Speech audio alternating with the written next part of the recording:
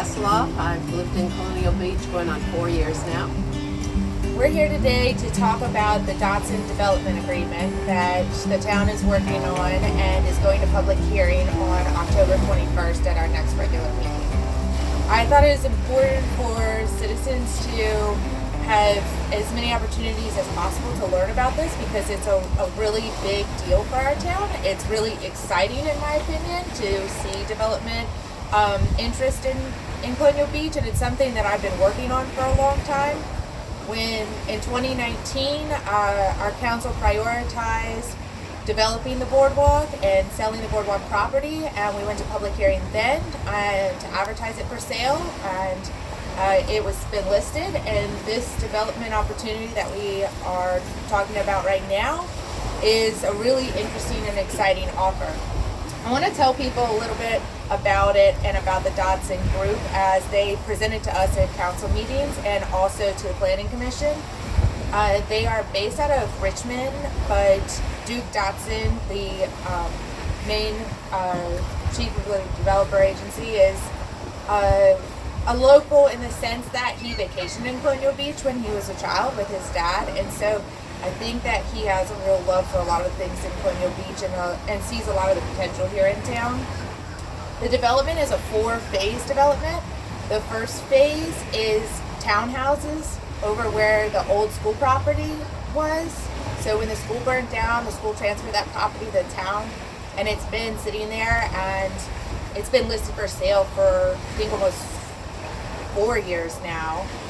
So that will be a townhouse development that will have an HOA, it will have a pool, and it will have a little putt-putt green. This is the townhouse development here on that property, and it goes from Douglas down Wilder Avenue across from the rescue squad. That's a rendering of it. I don't know if you can see it in much better detail on the PDF on the website.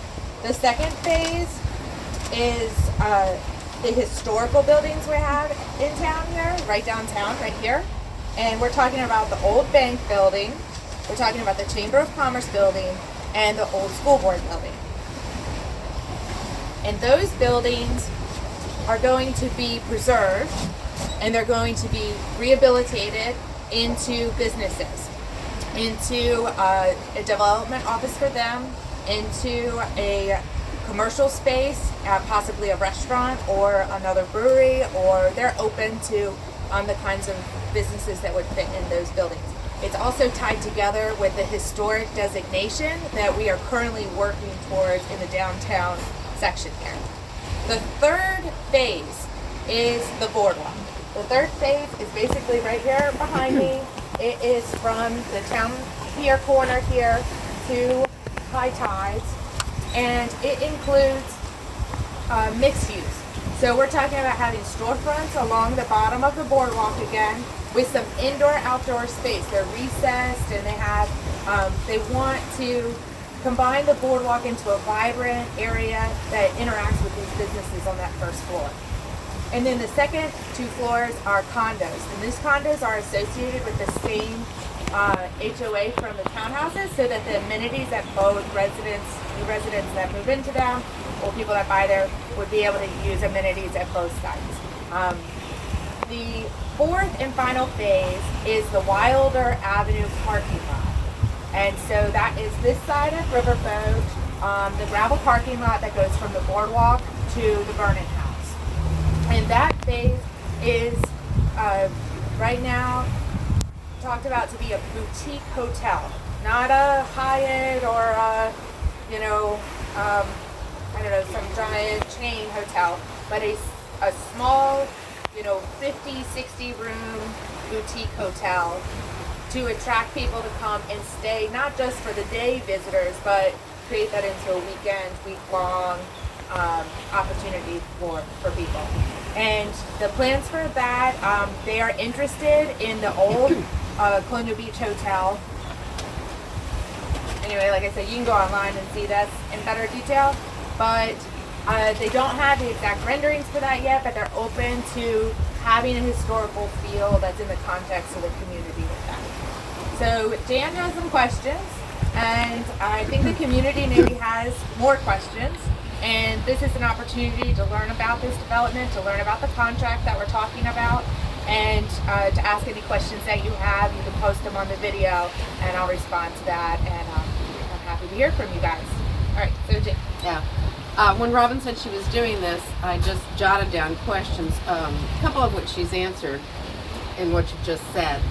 But some of the other things that I was wondering about, the plans that you talked about that they have for the development in the various phases and sections of town, if they should deviate from that after they've purchased the property, is there any recourse that the town has that says, hey, that's not what we signed up for? Sure, that's a great question. And it's something that I think it's been really important to create an assurance of this. This is not just a property sale. This is a property sale that also has a development agreement attached to it.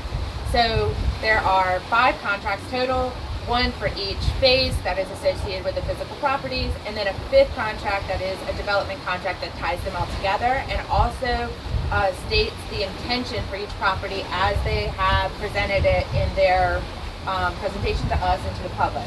So as far as assurances are, when they go to closing, there is a lien on the property that if they don't do what they're going to say they're going to do, then they have to give us more money. So there's actually a percentage in phase 2, phase 3, and phase 4 that if they do not follow through with what they say they're going to do, they have to pay us more than what the contract was. What about a time frame? Is this going to be stretched out over 20 years or? Yeah, there is a time limit in the contract too, and it's pretty fast-paced in my opinion, because as a municipality, we have been waiting for this for 30 years, my whole life, and it would take us forever to get it done, but a private investor or a private developer does things a lot faster. So there is a 6-month study period. When we enter into the contract, there's going to be 6 months where they can do more studies. There's parts of these are in the floodplain, parts of these developments have more questions to be answered. So signing the contract kind of starts the ball rolling in that feasibility study phase. And then after the 6 months, at the 6-month period, they have to close on phase 1. That then sets in motion phase 2, phase 3, and phase 4 because they're all contingent on each other. They would like to finish the project and in the contract in 2 years. So it's really about 2.5 years because it's the 6 months and then the 2 years. But when they purchase the property, they're purchasing it all at the same time. No, we will go to closing on each individual. Oh, okay. phase. Okay. All right. Then have they? Are there any other towns that they have done this work with that would be similar to Colonial Beach that people could go see actually what they have done? Sure. This is a younger development group. They have a lot of experience in property management, and you can go online and Google search them and find a lot more of their experience. But most of their actual development from the ground up, revitalizing is in Richmond. And so there's several properties in downtown Richmond that are mixed use or residential, and a lot of it has been historic preservation style projects and housing projects. So then they'd be willing to work with the downtown group on the historical designation? They are an advocate for the historical designation. It's tied to phase 2. They don't want to tear any of our historical buildings down. They want to rehabilitate them. And they know that incentive program for historical designation is how you get that done. So they're actually a proponent of downtown Colonial Beach. They're a proponent of Virginia Main Street programs. They work in community development with PHCD and have a lot of contacts in that. So I would say that that's one of the things I really like about this group is that it's not just some big time developer that comes in and it's all about the money and, kind of flip and leave. They have, the way that this company works is they invest in the character and nurture their developments.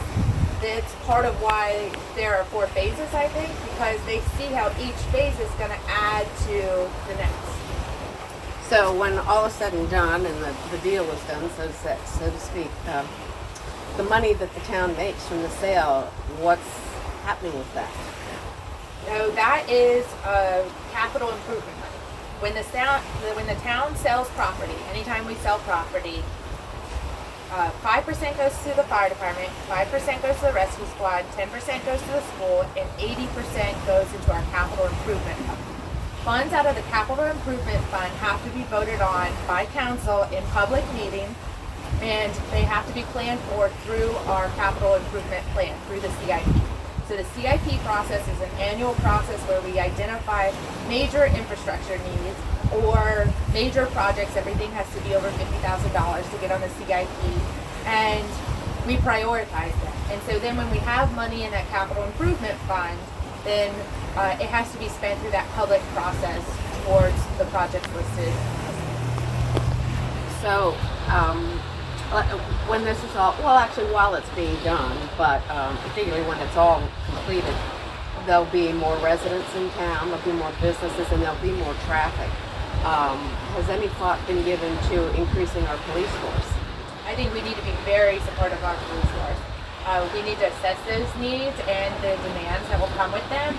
Certainly this year, and the influx of visitors from COVID, even though that wasn't full-time visitors, we didn't add a lot of housing, but yet we saw twice as many people here. Yeah. So we need to be budgeting for that. The good part is that because this development puts these properties on the tax roll, we're going to be getting regular annual tax money and business income and other taxes from them as soon as the sales go through. So that will help bolster our regular budget, not the CIP, but our actual operating budget in order to support things like the police department. Does the public get any input into what they'd like to see money spent for? Absolutely. Yeah, all of those things have to be in public and in the public meetings, and should be discussed at work sessions prior to being voted on, and have opportunity for public input during the time. And all the infrastructure for all of this, that's part of the developer's cost, is it not? So the infrastructure at the site is the developer's cost. Now, we know that there are infrastructure needs in this region of town, especially since the rain event that we had down there and showed all of that.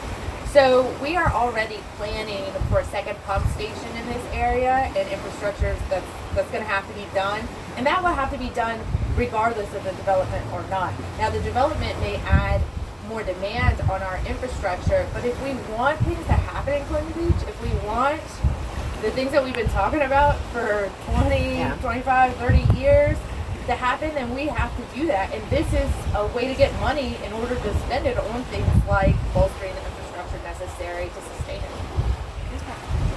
All right, I think that's about all I had that I could think of off the top of my. Well, I had jotted this down, and you've answered other questions. I like the idea. Oh, good. Well, I'm come here. I know that, but I came with the idea that this was a nice small town that could use a boost. Yeah. And still keep the point, and still keep the small town effect and feel. And so it sounds good to me. It sounds very promising. I'm looking forward to it. I'm looking forward to it too, as long as it's done right. Absolutely. And that's the key, is that I want to see growth in Columbia Beach, but it needs to celebrate our history. It needs to look in a style that matches our character.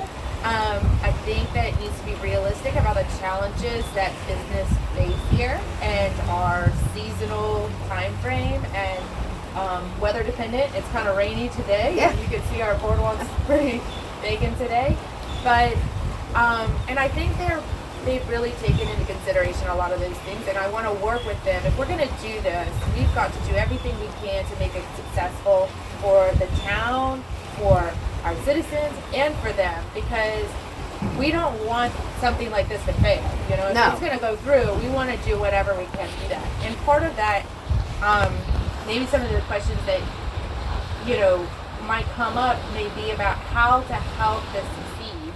And we are part of the enterprise zone in the Northern Neck.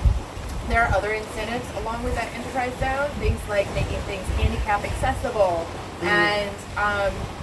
and investing in jobs. Job creation is a part of that enterprise zone. And so those are incentive programs that I want to help development like this connect with. There are grant opportunities out there for them too. The historical designation is a tax rebate for them. So they put the money in, and then it's a national and state level tax rebate. It's not a local tax rebate. But we can also be helping the businesses that go into that with the local incentives too. So I'd like to see things like that. I want to make sure it's a success. And I see how we can do that. Well, I'm excited. I was excited that when I first heard about it, and now I'm hearing actual things instead of just the rumors, and things that spread through town. So good. I'm glad. I'm looking forward to it. I hope that that this all works out for all of us, because I think it's a win-win for everybody. I'd like to see. I hear from here, some of the older people in town talk about how much fun it was growing up here and all their memories and so forth. And I'd like to see that recaptured, that spirit, that enthusiasm recaptured. And so the rest of us can enjoy the same kind of town that they used to know. Sure. This town has built itself on childhood memories. Each person that comes and gets their feet in the sand doesn't forget that. And then they come back and they bring their kids, and then they come back in their 50s and vacation here or rent a house, and then they want to retire because they have that nostalgia here about how much I think our natural environment meant to them and how our friendly community was for them. And so I would also like to see us create new memories for kids and for families that are going to continue that cycle that William Beach has. Well, from what you said, that's what brought Mr. Dodson back here. Sure, right. That's a good point. Yeah, we're still doing it. All right, well, if you have any other questions, post them at the bottom of the video, or message me, PM me, email me, robin4cb@gmail.com. My website's www.robin4cb.com as well. And I'm happy to talk more about this project, and I look forward to the public hearing on the 21st.